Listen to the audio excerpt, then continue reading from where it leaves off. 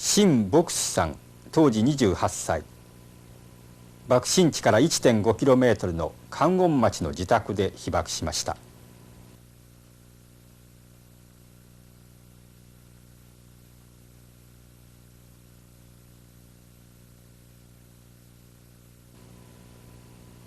辛さんは昭和12年日本に渡ってきました。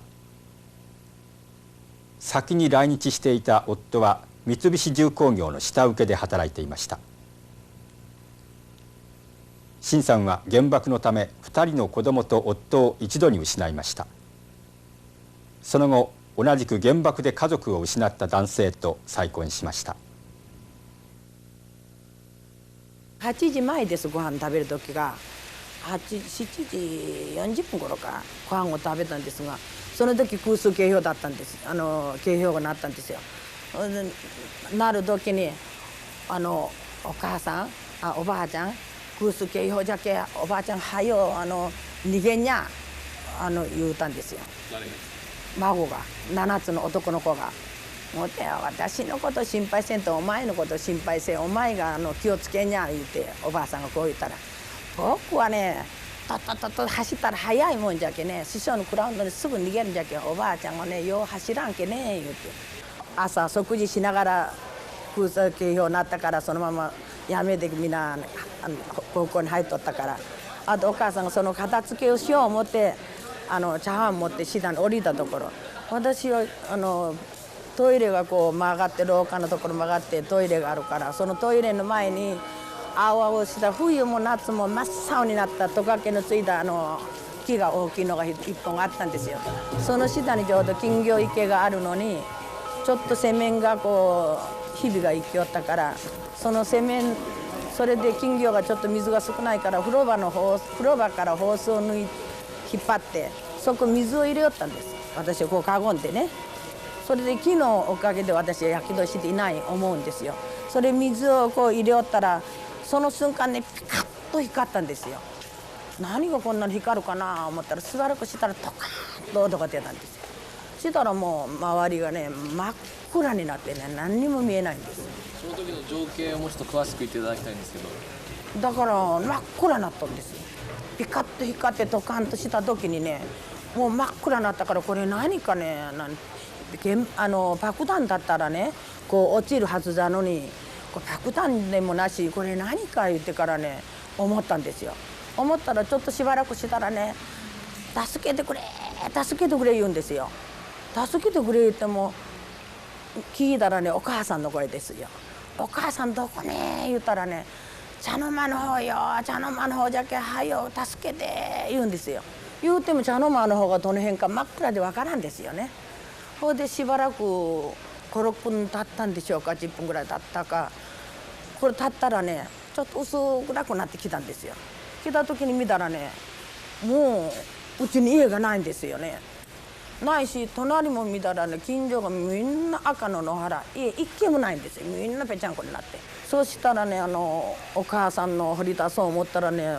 子供のこの背中、お母さんがこう伏せて子供を追って伏せてるのに子供の頭の上に柱一本、足のところ柱一本2本かかっとったわけなんですよ。それで私がなんぼ下げを持っても下げられんから、隣の村中の今お腹かどこかおるらしいんですが、村中文具店のおじさんがおったんですよ。村中のおじさんちょっとこの子供、うちのおばあさんと子供がここおるからしだしになってるけど助けてください、これちょっと下げてくださいっておらんだんですよ。そしたらおじさんが飛んできて2人が柱をこう下げよったらピクッともしないんですよ。だからなんぼ下げでも下がらん、ピクッともせんから、おじいさんがうちのおじいさんもそこで2階のところで挟んでね、今あれも助けんにゃいけんからごめんなさいよ広田さんごめんなさい、あの時広田言ったんですよね。広田さんごめんなさいよ言ってから、それで行ってしまったんですよ。行ってしまってなんぼ自分が子供お母さんが今息が詰まりそうで、私は今息が詰まり死にそうだけどはよ助けてくれ言うても助けられんですよね、下がらんから。そうしたらそこの隣のそこちょうど道路のこっち側のうちの真ん前の家のアメリカモデルに石原いうて、今立町の方に大きな金物屋しおるらしいんですが、その石原いうおばさんがねここ血をトロトロトロ流しながらね絵のない包丁1本くれたんですよ。広田さんこれで子供の帯切って」言うんですよ。それを走ってってからその包丁を持ってね、おばあさんが折ってる帯を切ったんで両方切ってね、それ子供を引っ張りこう頭だけ引っ張って引っ張り出したんですよ。出したら子供のここがシャーッと下げたんですよ。この骨のところがね下げてから血がタッタッタッと流れるの、その血を流れるのにどういうにしてもくぐろう思ってもキレがないからようくぐられんですよね。そしたら向こうの方から風がこう吹くのに何か白いのが飛んできて走っていってみたら風が一本飛んできようと。それでこうくぐってね子供を縛り付けたんですよ。それでくぐっておいて、それでおばあさんがその子供を引っ張り出したその隙間と私が柱をこう下げる、少しでも力があったんじゃろう思うんで、それでする間そう自分がこう下を掘ってね、ようようおばあさんが出てきたんですよ。60歳のおばあさんが出てきて「おばあさんこの子供をね炊いてから師匠のグラウンドに逃げてください。そしたら部屋の中に子供がまた2人おるからこれを炊いていってください」って言ったら、おばあさんが64じゃけね自分が死に物狂いに追って何したからもう子供も何も見んですよ。自分一人とっとっと逃げるんですよ。それでうちが追っかけていってね、師匠のグラウンドの泡畑の中に隠してそらしで子供ここ炊いてここ追ってください言うて、火がもう師匠の側道からこう火の粉が飛んでねうちの家に燃え出すんですよね。そうすると主人がもう河原町にちょっと用事があって行ったらしいです。そこでもう仕出しになって出たのパンツ1枚でね真っ黒になって、誰かな思ったら名前呼ぶの見たら主人の声なんですよ。ほんで子供がそこにおるんじゃ言ったら、そこの師匠の頭部のところむしろ1枚拾って水をつけてからその火が燃えるところ上がったんですよ。上がったらむしろがパッパッパッと燃えてくるんですよ。そしたら兵隊らが来て2人来てね引っ張り下ろして「あんたも死ぬ気配降りて」私ももう引っ張ってね2人ともみんな引っ張り出されて行ったんですよ。しょうがないけどその師匠のグラウンドでそのまま一晩野宿したわけなんです。それで私は明くるの朝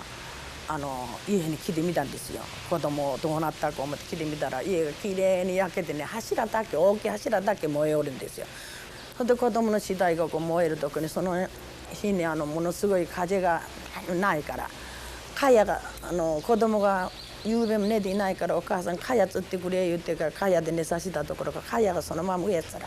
と男の子の上に乗っとるんですよ。乗ってて服屋で服を配給もらって着させたのがそのボタンが5つくらいずらーっとこうで寝てから見えたんです。それで男の子はそのまって私が今考えるのにね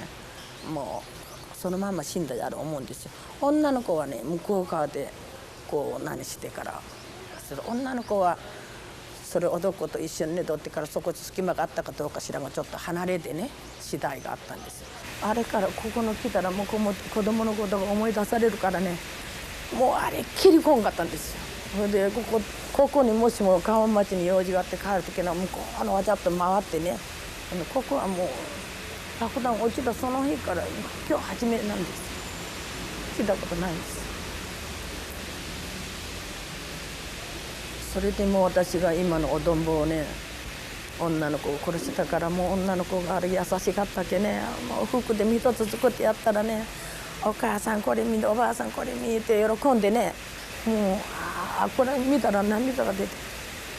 全然もう見られんですね。この原爆いうものはね私に対してはほんま最悪だったんですね。私の一生をめちゃめちゃにしたわけなんです。